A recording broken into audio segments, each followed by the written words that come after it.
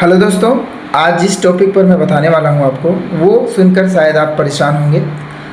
दरअसल छत्तीसगढ़ में आईसेक्ट को बैन कर दिया गया है और हाल ही में जो लिस्ट जारी हुआ है जिसके आधार पर ये देखा गया है कि बहुत सारे ऐसे परीक्षा हैं जिसमें कंप्यूटर की डिग्री को अनिवार्य किया गया है या डिप्लोमा मांगा गया है, जैसे पटवारी परीक्षा में। अब आप अगर आईसेक्ट से डिप्लोमा किए हैं या फिर डिग्री लिए हैं कंप्यूटर का, तो अब आपके सामने ये समस्या आ गया है कि क्या ये वैलिड होगा या नहीं होगा। दरअसल मैं कोई फेक नहीं रहा हूँ, आप खुद भी इसको गूगल कर सकते हैं कि छत्तीसगढ़ में आईसेक्ट को ब्लैक लिस्टेड कर दिया गया है 2023 में ही, और इसलिए किया गया है कि 1 करोड़ रुपए लगभग का इन्होंने कुछ हेरफेर किया था, जिसके कारण शिक्षा विभाग ने आईसेक्ट को छत्तीसगढ़ में ब्लैक लिस्ट कर दिया था। और उसके बाद से ये सबसे बड़ा बवाल उठ गया था कि अब उन छात्रों का क्या होगा जिन्होंने इस डिग्री को लिया है, क्योंकि आप जानते हैं कि कोई भी यूनिवर्सिटी या फिर कोई संस्था अगर ब्लैक लिस्टेड हो जाती है तो सरकारी नौकरी में हम उसके सर्टिफिकेट को यूज़ नहीं कर सकते हैं।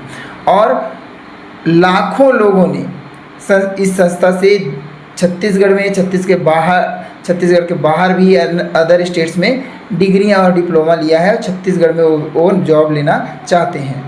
तो अब उनके साथ क्या होने वाला है, क्या उनको जॉब मिलेगा, क्या सरकार इसको एक्सेप्ट करेगी, इसी पर मैं ये वीडियो बना रहा हूँ।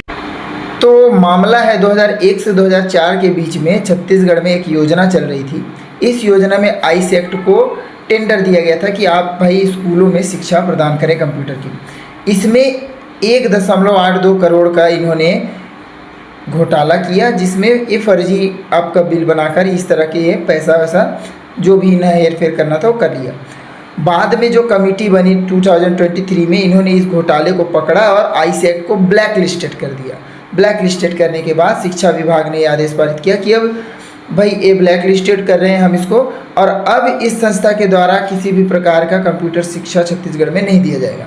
लेकिन आप जानते हैं कि 2023 से 2026 के बीच में भी ये संस्था चल ही रही थी। और ये संस्था किस तरह से चलती है कि डायरेक्ट कोई इनका संस्था नहीं है, यूनिवर्सिटी नहीं है, बल्कि छोटे छोटे कॉमन सेंटर होते हैं, कंप्यूटर कोचिंग सेंटर होते हैं, और यहीं से वो BCA PG DCA करवा के और CV रमन का एफिलिएटेड सर्टिफिकेट आपको दे देते हैं।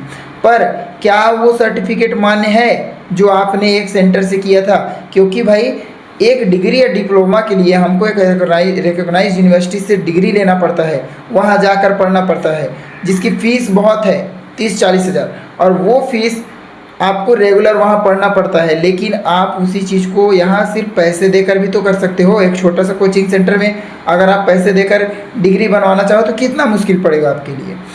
तो यही बात हो गया कि ये जो डिग्रियां हैं परीक्षा के समय मान्य नहीं होने वाली हैं, और आईसेक्ट से जुड़े हुए लोग आपको भ्रम में फैलाएंगे कि हाँ ये डिग्रियां हैं। तो आईसेक्ट प्रूफ करे कि इसके बाद जितनी वैकेंसीज आई हैं जिसमें कंप्यूटर मांगा गया है, आपकी डिग्रियों को वैलिडिटी दी गई है।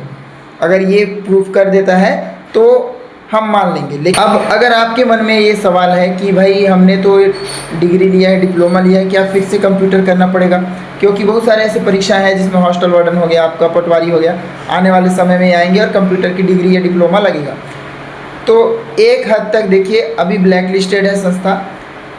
अगर कोई मुहिम हो जाए या फिर ये संस्था लोगों को गुमराह ना करते हुए अपील करे UGC से, तब जाकर कहीं ये हो सकता है। लेकिन अभी तो ये संस्था खुद ही इस चीज़ में फंसी हुई है और ये अपनी हठधर्मिता में है कि हम सरकार के सामने झुकेंगे नहीं, और अगर सरकार के सामने नहीं झुकेंगे, अपील नहीं करेंगे, UGC से इस तरह की मान्यता ये नहीं लेंगे और ब्लैक लिस्टेड का जो टैग है वो नहीं हटाएंगे, तो बिल्कुल इनके इस रवैये से तो यही लग रहा है कि आपकी जो डिग्रियां हैं वो सारी बेकार हो जाएंगी।